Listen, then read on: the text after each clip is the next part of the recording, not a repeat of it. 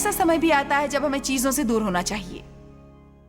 ऐसा समय भी आता है जब हमें तेज से तेज दौड़ना चाहिए। इसलिए नहीं कि वो हमारा निर्णय है, बल्कि इसलिए कि परमेश्वर ऐसा करने को कह रहे हैं। और हम क्या करते हैं, हम उन जगहों से भागने लगते हैं जहां परमेश्वर चाहता है कि हम टिके रहें, और हम उन जगह रहने लगते हैं जहां से वो भागने को कहते हैं। क्या कोई कहेगा आमीन? ठीक है, परमेश्वर की आशीष है, मैं उस आदमी के साथ जुड़ी नहीं रहना चाहती जिससे मैंने शादी की है।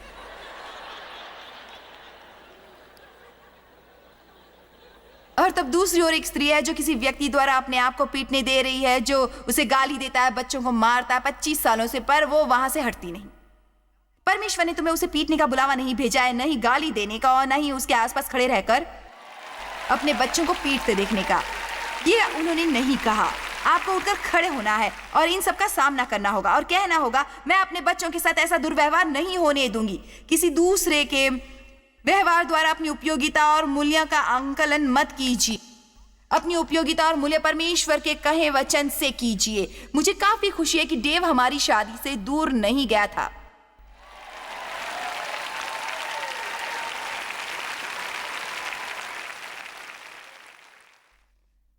शुरुआती दिनों में यकीन मानिए मैं ऐसे लोगों से नहीं जो किसी को अपने से दूर जाने दे, बिल्कुल भी नहीं। यह अच्छा नहीं था, पर वो जानता था परमेश्वर उसे रोकना चाहते हैं। कई बार परमेश्वर किसी और के लिए आपके जीवन का उपयोग करना चाहते हैं, और वो ज्यादा आकर्षण नहीं और ना ही वो इतना सहज हो सकता है, लेकिन उन्हें किसी की जरूरत है यीशु को दिखाने की। चलिए भी, अब आवश्यकता है किसी के डट कर खड़े होने की और प्रभु के मोक्ष पाने की, जो वो आपके लिए करेंगे। आपके वहां सिर्फ खड़े रहने की जरूरत है। वहां से कहीं मत जाइए जहां तक परमेश्वर जाने को ना कहे। गिरजे को न छोड़े जब तक परमेश्वर न चाहे। नौकरी न छोड़े जब तक परमेश्वर न कहे। हम सब जानते परमेश्वर ने अब्राहम को जो कहा, उसका ब्यौरा है उत्पत्ति 12 में। अपने देश और कुटुंबियों और अपने पिता के घर को छोड़कर उस देश चला जा जो मैं तुझे दिखाऊंगा। मेरा मतलब परमेश्वर ने उसे नहीं बताया कि उसे कहां जाना था। उसका तनिक सा इशारा भी नहीं किया, सिर्फ कहा जाओ। परमेश्वर ने अब्राहम को ऐसा करने को क्यों कहा?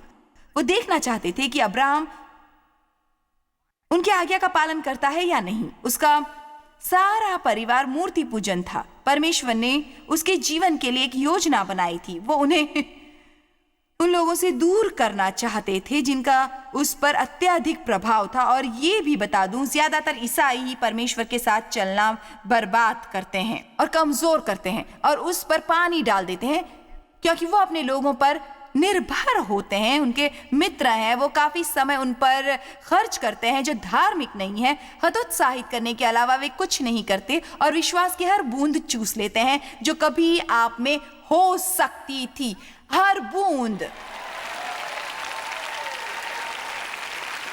और मैं आपको बता रही हूं, यदि परमेश्वर आपसे कह रहे हैं कि आपको अपने कुछ मित्रों से दूर जाने की जरूरत है, भले ही वो आपके कुटुंबी हों, यदि वो आपको रोकने का प्रयास कर रहे हैं, कभी कभी आपको सौजन्यवश किसी के साथ समय बिताना पड़ता है, पर उनके साथ हमेशा बने रहने के विचार से आपको दूर भागना चाहिए। समझ आ रहा है मैं आपसे क्या कह रही हूं? मुझे सभी लोगों से दूर जाना था जब मुझे परमेश्वर का बुलावा आया, क्योंकि किसी ने मुझ पर विश्वास नहीं किया। मेरे पति ने विश्वास किया और मेरे एक मित्र ने मुझ पर विश्वास किया। मुझ पर लोग हंस रहे थे। लोगों को लगा मैं सनक गई हूं। हमें गिरजा छोड़ने के लिए कहा गया। हमने अपने मित्रों को खो दिया। पार्टियों में जाने के निमंत्रण आने बंद हो गए। मैं सिर्फ वही कर रही थी जो परमेश्वर मुझे करने को कह रहे थे। मुझे समझ में नहीं आया। मैंने सोचा, मेरा मतलब मेरे लिए ये बेहद भ्रमित करने वाला था, पर मैं उन कुछ अच्छी चीजों से भी एक जो मेरे पास हुई, क्योंकि जब आपके साथ कोई नहीं होता तो परमेश्वर को अच्छे से जानने लगते हैं आप।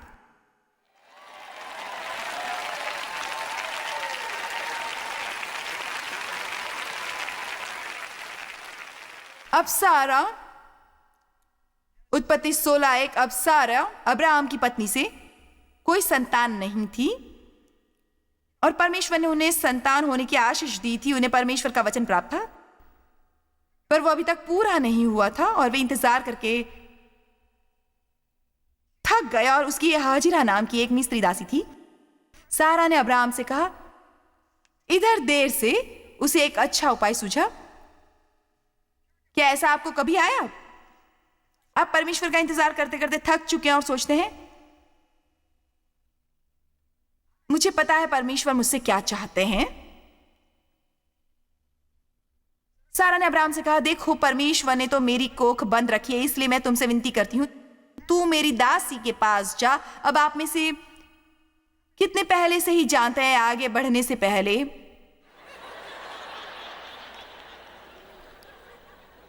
इसे करने के लिए बहुत बड़े दिमाग की आवश्यकता होती है।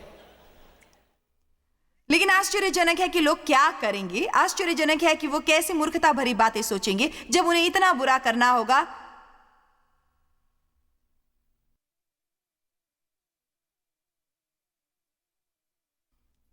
जानते, वो एक चीज लालसा बन सकती है। लालसा सिर्फ यौन पाप नहीं है। आप सेवकाई के बाद लालसा कर सकते हैं, पूजा नेता होने के बावजूद आप लालसा कर सकते हैं, आप एक घर के लिए लालसा कर सकते हैं, या एक कार, या एक पद, या किसी विशिष्ट सामाजिक समूह में शामिल होने के लिए। क्या आप बता सकते हैं आपके जीवन में क्या लालसा कब उठी थी, कब आप कुछ बुरी तरह से चाहते थे?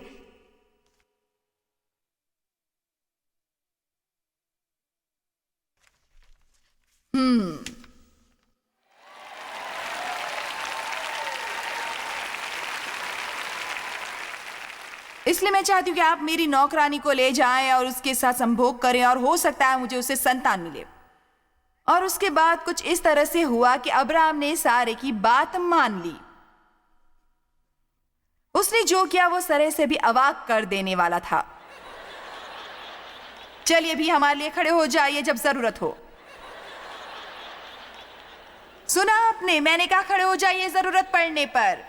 इसे एक प्यारे सम्मानजनक तरीके से कीजिए, परंतु महिलाएं अधिक भावुक होती हैं और आप लोग चतुर और बुद्धिमान लोगों में से हैं। तो सारे अब्राहम की पत्नी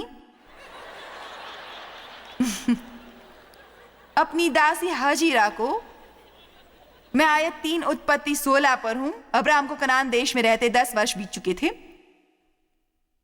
उसने बात मान ली और सारे ने दासी को दे दिया कि वो उसकी पत्नी हो, और वो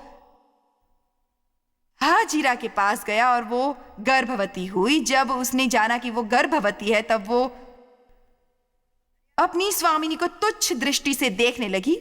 अब मैंने यहां लिखा है रवैया, उसका रवैया फौरन बदल गया। आपने सुना मैं क्या कह रही हूं? रवैया, मनोवृत्ति। उसका रवैया फौरन बदल गया।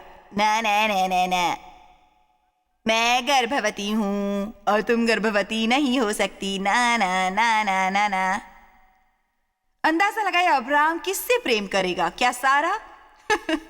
ये कहानी मुझे विस्मित कर देती है। तो सारे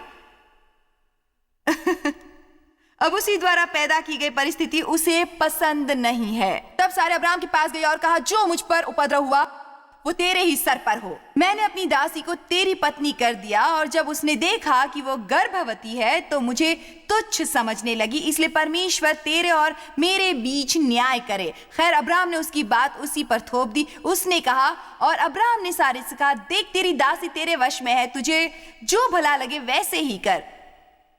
यह कहकर उसने अपने हाथ झाड़ लिए। वो इस बारे में और कुछ नहीं करता था। और तब सारे उसको दुख देने लगी, उसे दुख देने लगी, और वो उसके सामने से भाग गई। सब कहे वो भाग गई, वो भाग गई।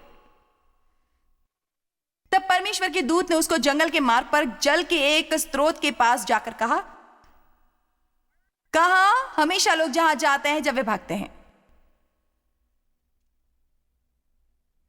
मैं उनके बारे में आपको बहुत कुछ बताने जा रही हूं। मैं चकित थी जब मैंने ये देखा, हर समय कोई ना कोई हालात से भागता है और वो जंगल में पहुंच जाता है। यदि आप सारी उम्र जंगल में ही गुजारना चाहते हैं तो हालात से भागते रहिए, पर यदि आप जंगल से बाहर आना चाहते हैं और वचन भूमि पर रहना चाहते हैं, आपको मुद्दों का सामना करना होगा। पर परमेश्वर के दूत ने उसको जंगल से शूर के मार्ग पर चल के एक सोते के पास पाया। उसने उससे कहा, तू कहां से आती है और कहां को जाने का तेरा इरादा है? और जानते हैं जब हम भाग रहे होते हैं तो हमें पता नहीं होता हम क्या कर रहे हैं, हम सिर्फ। और उसने कहा, मैं अपनी स्वामिनी सारा के सामने से भाग रही हूं, परमेश्वर के दूत ने उससे कहा, अपनी स्वामिनी के पास लौट जा और उसके वश में रह। Ouch ouch ouch ouch. हे परमेश्वर, मैं स्थानों पर रही हूं जहां मुझे लगा कि मेरे साथ अच्छा व्यवहार नहीं हो रहा था। वास्तव में बात यह है, मेरे साथ वही अच्छा व्यवहार नहीं हो रहा था जहां भुगतान अच्छा नहीं था, स्थान जहां मुझे आदर नहीं मिल रहा था, स्थान जहां मुझे उपयुक्त सराहना नहीं मिल रही थी, और वहां से जाना चाहती थी। मैं आपको बता नहीं पाऊंगी कि मैं किस चीज से भाग रही थी। मैं अपनी सेवकाई शुरू करना चाहती थी, मैं यही करना चाहती थी, और परमेश्वर ने कहा, तुम भागो मत, तुम यहां रहो। और आप सीखते हैं समर्पित होना। पर एक रहस्य की बात बताऊं आपको, आप सत्ता के उपयुक्त नहीं हैं जब तक कि आप सत्ता को समर्पित नहीं होते।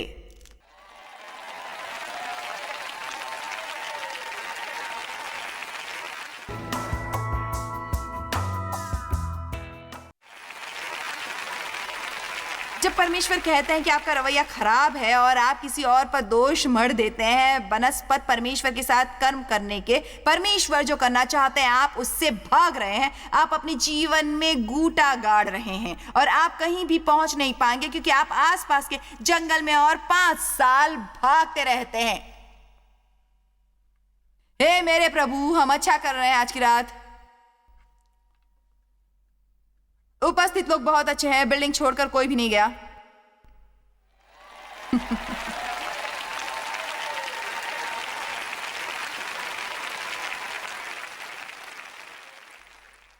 अपनी स्वामिनी के पास लौट जा और उसके वश में रह। परमेश्वर क्या मेरे साथ उसका व्यवहार नहीं देखता? और आपको बताने मुझे वापस यहां जाना है जहां से उसे जोड़ा जा रहा है किसी भी चीज से। किसी भी चीज से भागिए मत जब तक परमेश्वर न कहे। मैंने कहा किसी भी चीज से भागिए मत जब तक परमेश्वर ना कहे जाने को। आमीन। 1 राजा 19। आप में से कितनों को संदेश मिल रहे हैं?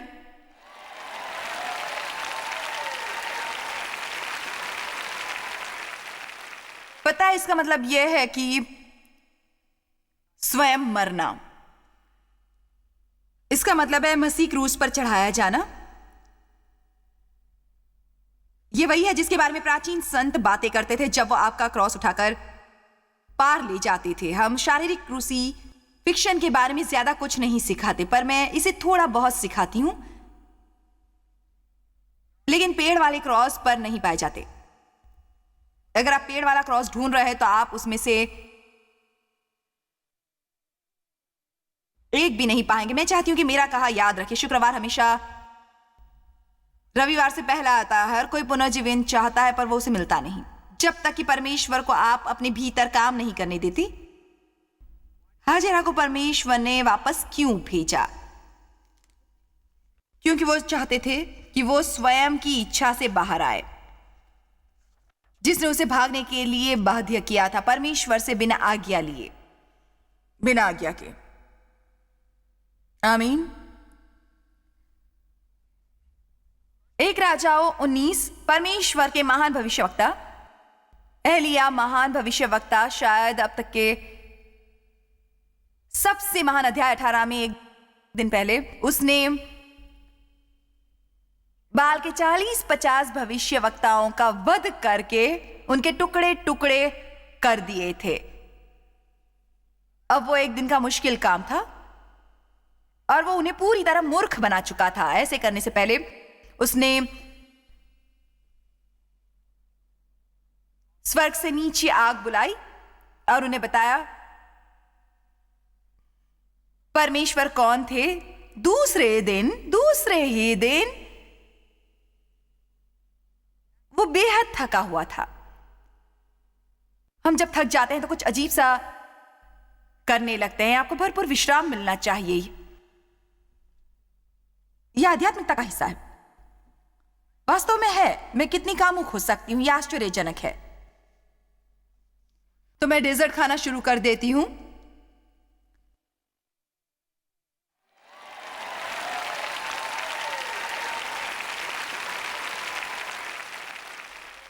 मैं यहाँ 8 संदेशों के बीच में हूं।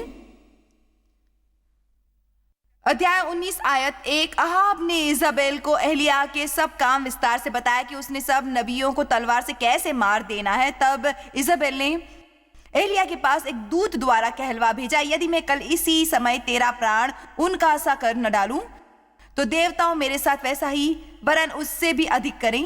ये देख, एलिया अपना प्राण लेकर भागा। इसका मतलब वो भागा और यहूदा के बशेबा को पहुंचकर अपने सेवकों को वहीं छोड़ दिया। पर वो स्वयं एक दिन के मार्ग पर पहुंच गया था। एक दिन के मार्ग पर।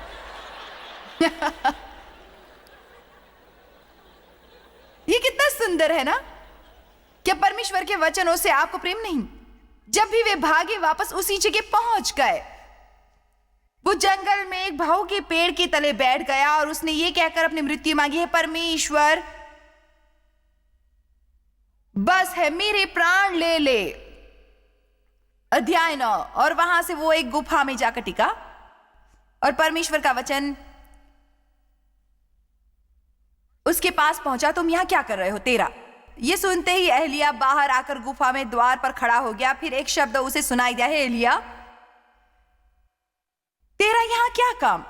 आयत 15। और परमेश्वर ने उससे कहा, लौटकर दशमिश के जंगल में जा और वहां पहुंचकर आराम का राजा होने के लिए इज़राइल का और इज़राइल का राजा होने को निमशी के पोते येहू का और अपने स्थान पर नबी के होने के लिए शापात के पुत्र एलीशा का अभिषेक करना।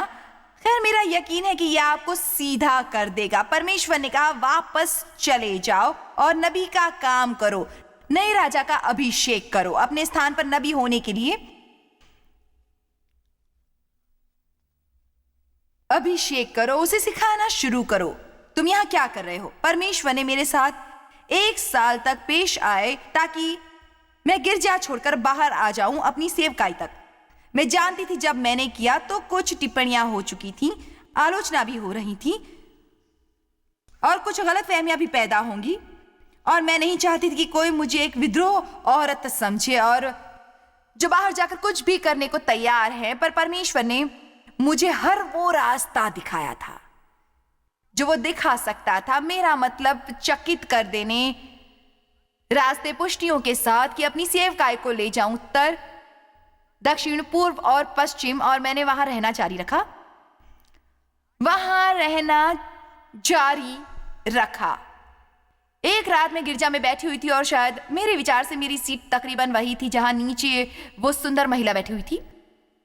परमेश्वर ने मुझ पर कृपा दृष्टि डाली। सेवा शुरू हो रही थी और परमेश्वर ने मेरी आत्मा में कहा, उन्होंने कहा, तुम यहां क्या कर रही हो? दिल ही दिल में मैंने कहा, हे प्रभु, मैं मंगलवार की रात को आई हूं। मैं मंगलवार की रात को यहीं करती हूं। और जानते हो उसने मुझसे क्या कहा? तुम्हारी यहां जरूरत नहीं और वहां प्लेटफॉर्म पर बैठे आदमी को देखने की।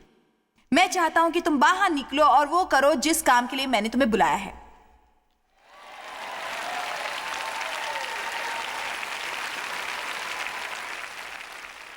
मेरा अभी भी अच्छा रिश्ता है। उस पास्टर के साथ बहुत प्यार करती हूं। उससे, उसकी और उसकी पत्नी की सराहना करती हूं कि उन्होंने मुझे मौका दिया। लेकिन जो बुलावा आया वो बहुत अनोखा था और परमेश्वर मुझे अवसर दे रहे थे पूरे विश्व में जाने और सुसमाचार के प्रचार का। और मैंने वहां रहना जारी रखा उस स्थान पर जो परमेश्वर ने मेरे लिए तय किया था, जो जंगल नहीं था, वो एक महान गिरजा था। पर मेरे लिए ये वो नहीं था जहां परमेश्वर चाहते थे। और तब वो समय भी आया जब मैं जाना चाहती थी, और फिर वो समय भी आया जब उसने जाने को कहा और मैं नहीं जाना चाहती थी। कोई वहां घर पर है? कोई है घर पर? परमेश्वर हमें क्यों नहीं करने देता जो हम करना चाहते हैं? हे परमेश्वर, मैं क्यों नहीं जा सकता यदि मैं जाना चाहता हूं रहने के लिए? ओ नहीं, परमेश्वर हमेशा हमारे रास्ते में आते हैं और चाहते हैं कि सारी चीजें उनके अनुसार हो।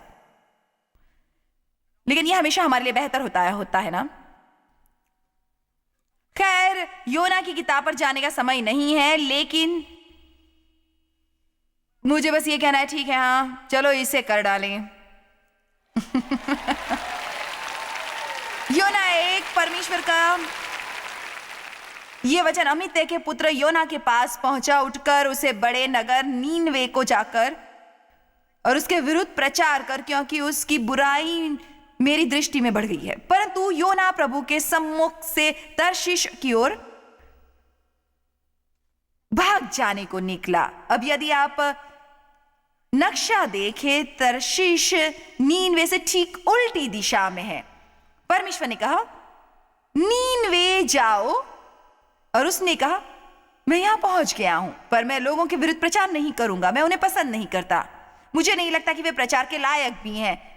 वो जहाज पर बैठकर वहां से जितना दूर जा सकता है जाना चाहता है। तभी समुद्र में एक 15 आंधी आई और वो जहाज में जो सामग्री थी उसे समुद्र में फेंकने लगे, और हर एक को लगा कि वो मरने वाले हैं। और शीघ्र ही उन्होंने कहा, कोई इस जहाज पर ऐसा है जिसके पाप के कारण ये विपत्ति आई है, कौन है वो? तब उन्होंने चिट्ठी डाली और चिट्ठी योना के नाम की निकली। तब उन्होंने उससे कहा, तुम जहाज से बाहर जाओगे। उन्होंने उसे समुद्र में फेंक दिया और तुरंत आंधी शांत हो गई। अब यह है शिक्षण कथा। मैं वहां नहीं जाना चाहूंगी। मुझे बस यह कहना है कि हर स्टॉप पर बस से अक्सर कोई ना कोई उतरता रहता है।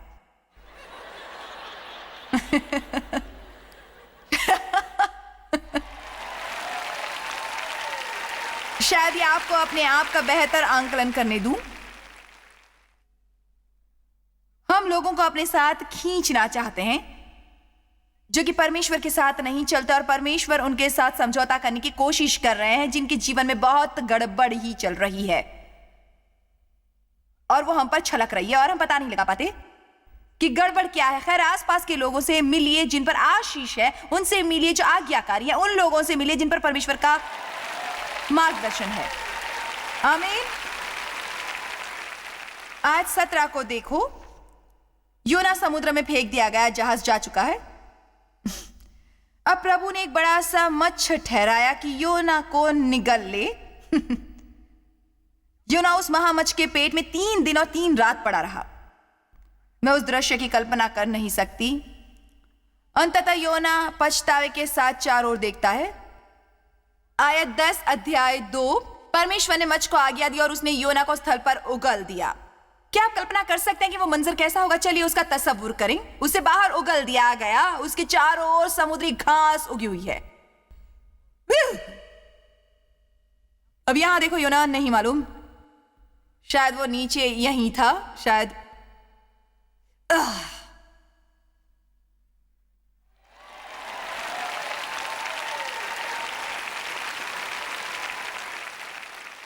अब इसे देखिए।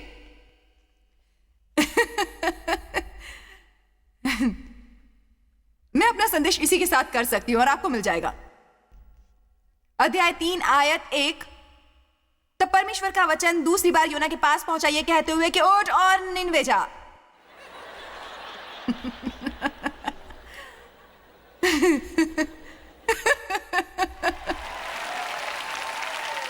परमेश्वर ने उसका मन नहीं बदला, और ना ही वो अपना मन बदलने वाला था उससे जो उसे करने को कहा गया था।